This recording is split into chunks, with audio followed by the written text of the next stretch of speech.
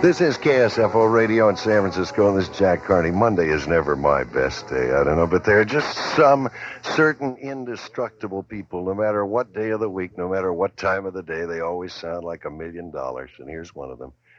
From John Esquaga's Nugget, here is Jimmy Durante. Hello, Jim.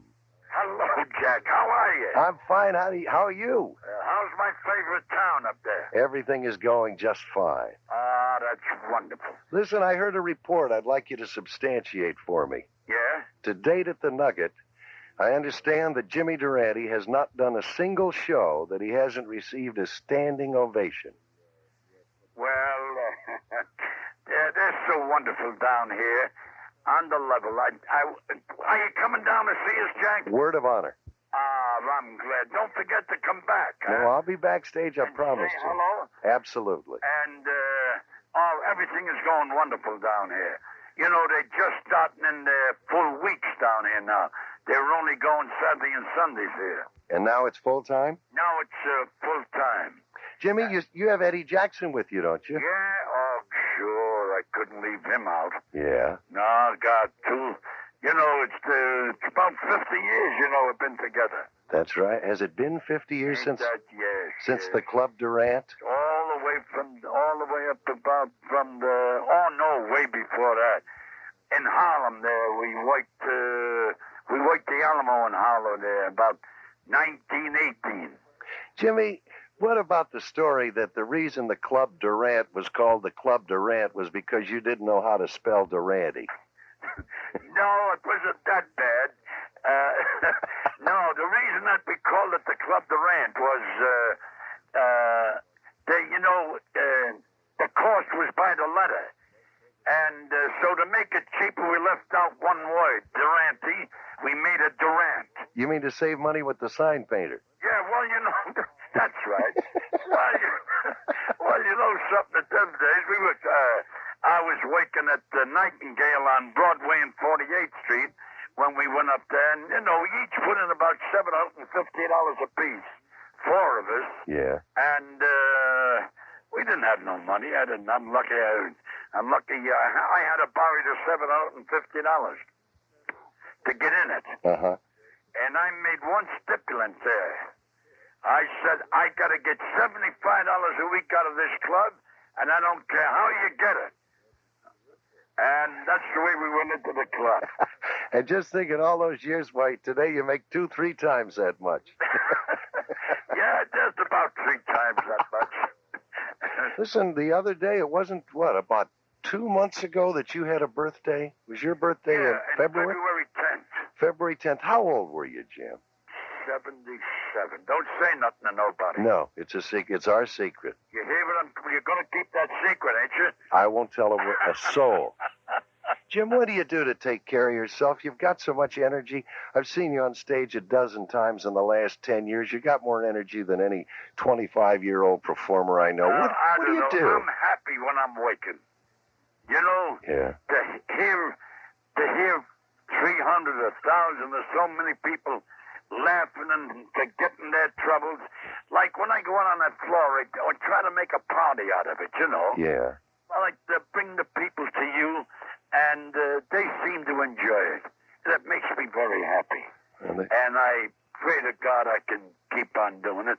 And thank God for giving me the health to be able to be on that stage. Well, is it diet? Are you eating something that I don't know about? What do you do to take care of yourself? There is a lot in the diet, I think, for a person's health. Yeah. I think anybody that eats fried food is bad. That's bad. Yeah.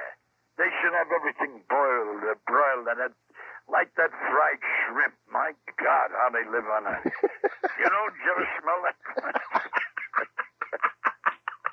Jimmy, you don't drink. How they keep it. I don't like to hurt anybody's restaurant business. No, you just put a few fried shrimp places out of business. Oh, correct. Well, I mean anything fried. You ever get down to the wharfs down there? Yeah, Fisherman's Wharf? Oh, correct. Well, I tell you something. I go to Philadelphia. Yeah. And I go up to Boston. And so help me God, I live on fish for about any time I'm there. But in California, the fish, It's not as You good. know, that Boston scrod and all that. Yeah. And get it nice and broiled. Boy, Yeah. boy, you're eating something. That's something. Have you got a favorite city in the United States to play, Jim? To play there? Yeah. When you're out on the road, is there a city I don't play many places. I play like Miami, Puerto Rico, Yeah. and Chicago, Philadelphia, New York, San Francisco, and that's it. But you know, God, I missed that. I played a round theater up there. That's open yet, isn't it? The Circle Star Theater? Right now, Jim, I think they're closed. Yeah, I read that. I was wishing you'd say it hadn't. No, they are closed. Because, I love San Francisco. Jimmy, what about when you play Las Vegas or you play where there's gambling and things are going on 24 hours a day? Do you find the pace hard to keep up with? Do you find it wears you down? No. You know, I've worked at can you take a minute? Sure. I opened the Flamingo there in 46. I opened the first place down there in 46, the Flamingo.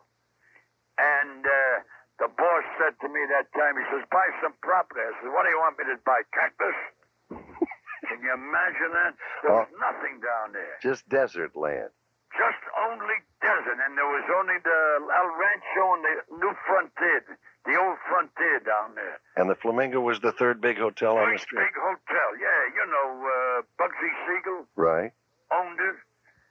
If he seen what happened to that place now, he'd turn over in his grave.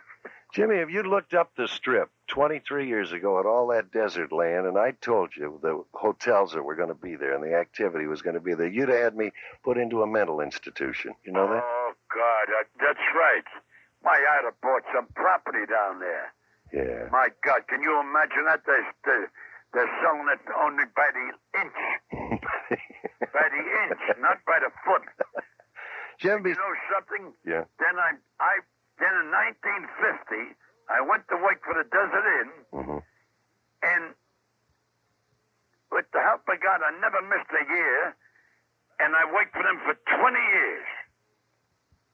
20 years to one place. Wilbur Clark was still there. That's right. Lord have mercy on his soul. He was a grand man. He was a wonderful man. Wonderful man. He did a lot for that, for Las Vegas. Right. And you know something? And I'm still working for them now. You know, Mr. Hughes took it over, and I'm working at across the street now every year at the New Frontier. You know, because the show goes on for a year there at the Desert Inn. Right, they run the same And show all I'm year going long. down there in July at the Frontier and also in September. Jimmy, So I what? signed, although I never had a contract down there, but now I got 12 weeks a year. Jimmy, what about, besides the club dates, what about the busy TV schedule you've got with those Lennon sisters? You know, I worked a couple of weeks down at the Frontier with 2 weeks and 4 days in January, and I tried to double, and I couldn't keep it up. So I had 4 weeks. I did 2 weeks. You couldn't do both. Nah. Well, now the TV show runs what, an hour? Yeah, the TV show runs an hour. It wasn't a hard job for me. You know, it was the Lennon Sisters hour. Right, but That was their show. how many days, how much work on your part goes into just putting together an hour we used to show? go in there 4 days. 4 days. Go in there on a Tuesday, just read the script for an hour or so. Yeah. Then Wednesday and Thursday, we used to shoot on a Friday.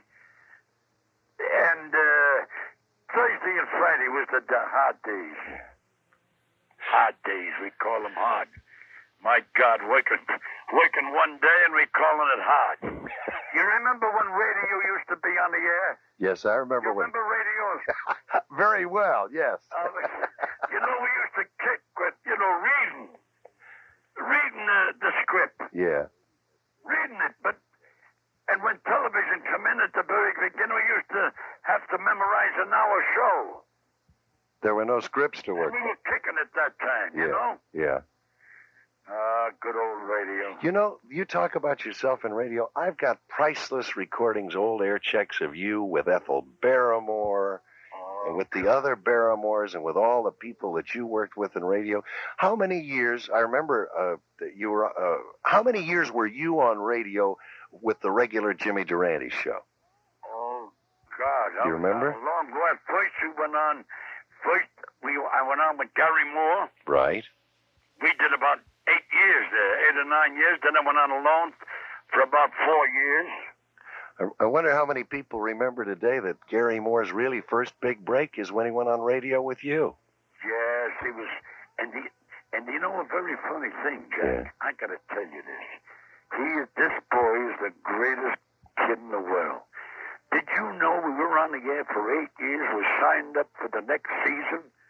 And he said, Jimmy, I got to get off alone. I said, what are you, crazy, Gary? He says, no. He says, I got to get from underneath that nose of yours. And would you believe it? Without a job, now get this, without a job or without anything, that boy quit. And we were signed up. He quit and went on his own. Yeah. Well, you know what happened, don't you? Now, remember, he didn't have a job when he left. Right. And he was going back to day television because that was his 40 before he went with me. Yeah. And you know, Jack, so help me. Well, you know what happened. He got 2 shows. It was the biggest thing on the air. Oh, and became a multimillionaire. That's right. Sure. Wonderful guy. Well, with all the big names and the stars that you worked with, Jim, were there any that you didn't get along with? No, we got a lot. Like, Even on this on the Lennon Sisters show, they all came on to help us out. yeah. Every one of them come on, and they were lovely. And you know, on television, you know, when 1950 when I started, we had that hour, Colgate hour, and you know, Martin and Lewis, and everybody was taking their turn for a month. And you know that I had more first than anyone in the business. You know, Helen Travel. Right. Helen, when Helen's drama come out, was the first opera singer ever to come on.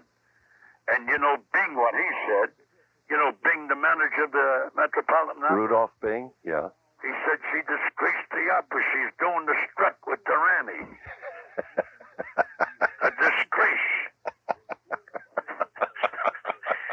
Not only that, she says disgrace working with Durante. I noticed they never returned the favor and invited you to appear at the Met. No, that son of a gun. I'll get even with him yet. I haven't given up. Oh, Christ, we had a lot of voice. Bette Davis, Gloria Swanson, Ethel Barrymore, John Wayne. Oh, my God, everybody was on there. Gloria Swanson. Jimmy, have you ever admitted publicly in an interview, have you ever told anybody who Mrs. Calabash is? Listen, I'm going to tell you. That was Mrs. Durante, the first Mrs. Durante, Lord have mercy on her soul. You know, we used to take a trip across the country by automobile, and there's a town called Calabash, and we stopped there. It's south, it's past Chicago. I don't know if it's south or north or east or west. So you know something. We stopped there, and she loved that town. Loved it. And it was like one of them little towns where the picket fence around the homes, and the wife is waiting outside with the children, waiting for you to come off the train. And, you know, she loved it. So I said, don't you worry, as soon as I make any money, I was making about 50 a week then. As soon as we make any money, why, I'll buy the town. And that was how, and I called her Mrs. Calabash. Lord have mercy till the day she died. Oh, and so that's who Mrs. Calabash was. Well, now, are you all right now, Jack? I'm all right if you're... You got work to do, ain't you? Yeah, and you got work to do. Jimmy? No, I'm just laying up here. What? All I want to tell you is to stay well. We'll be up and see you certainly before you close. God bless you. Stay well. Thanks a million, and believe me, Jim, my very best to your family. And looking forward to you to coming up and say hello. We'll be there, I promise you. Bye-bye, partner. Bye-bye, and God bless you, Jimmy. See you soon.